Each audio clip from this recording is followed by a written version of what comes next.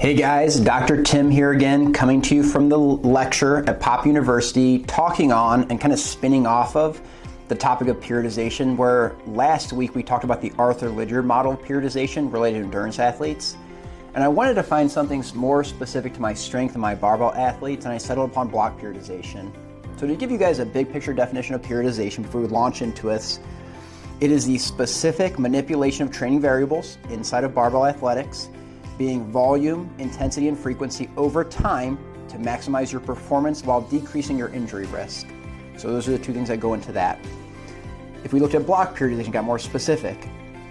This is a training model where the athlete is now focused on one primary adaptation, being hypertrophy, growth of the muscle, strength, or power. Power being more explosive in lower reps, moving quickly with load at the same time. Is more power, strength is more just moving load.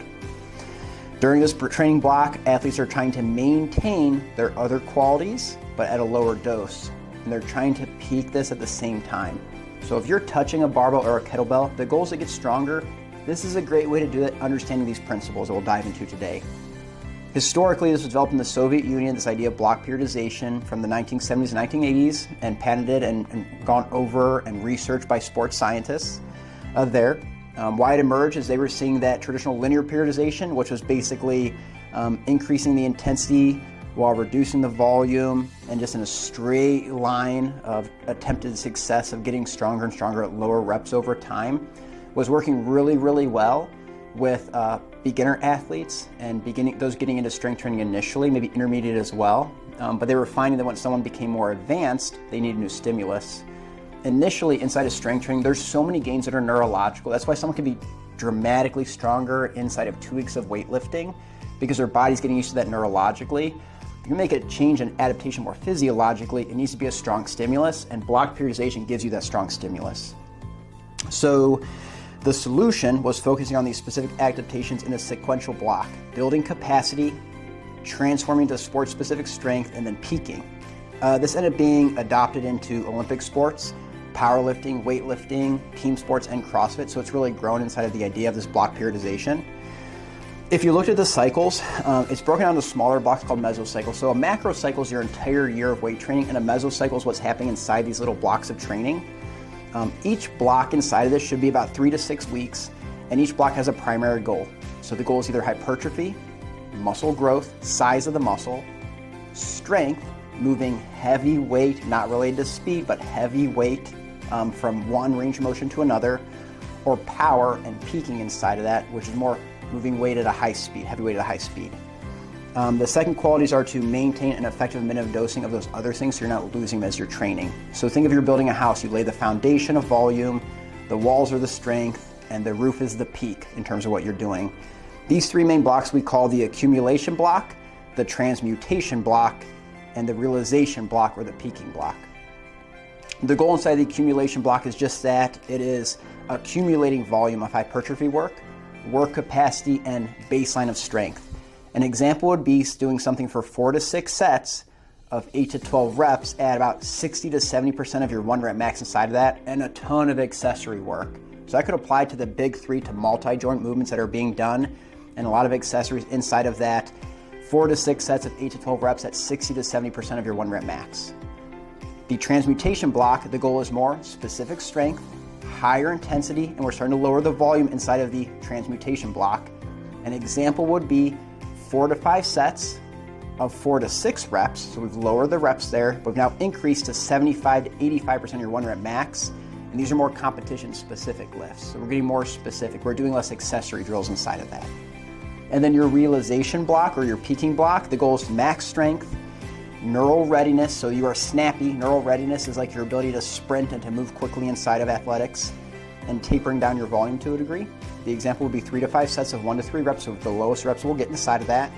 But your rep max number, your percent of your rep max is 85 to 90% of rep max. So your volume is dropping, but your intensity is rising inside of that. What's kind of cool is all of these link together. So each block logically feeds into the next, from accumulation to transmutation to realization. Hypertrophy, the muscle size is growing, the base is being built.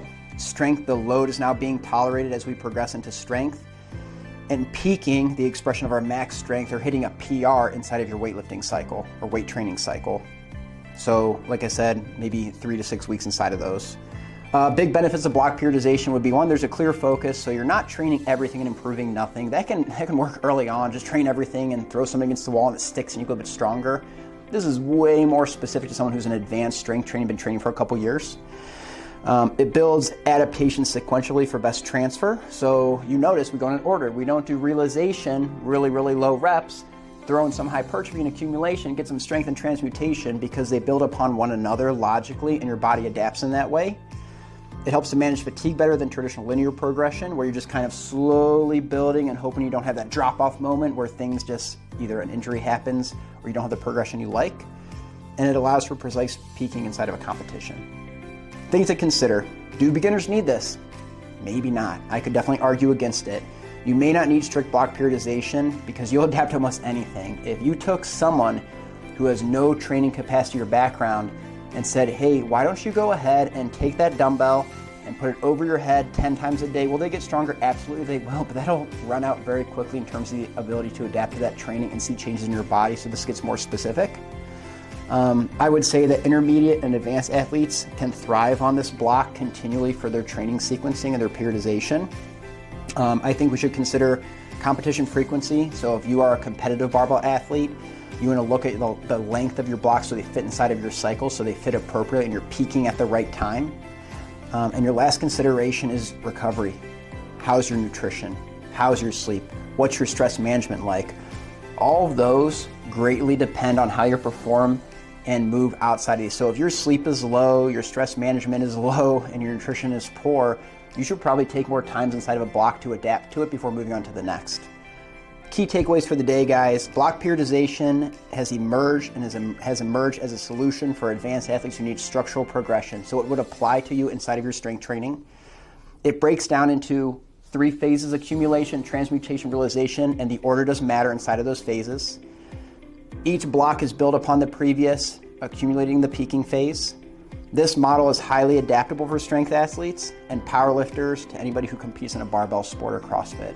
So you can take this and apply this to many different versions of athletics and strength athletics, and it'll be highly applicable. So I hope you guys appreciate this lecture and looking at your training, the macro cycle of the entire year. And I'm a guy that appreciates consistency, but inside of your macro cycle, what are your meso and your micro cycles like inside of that? Something worth considering today, guys. Thanks for checking this out.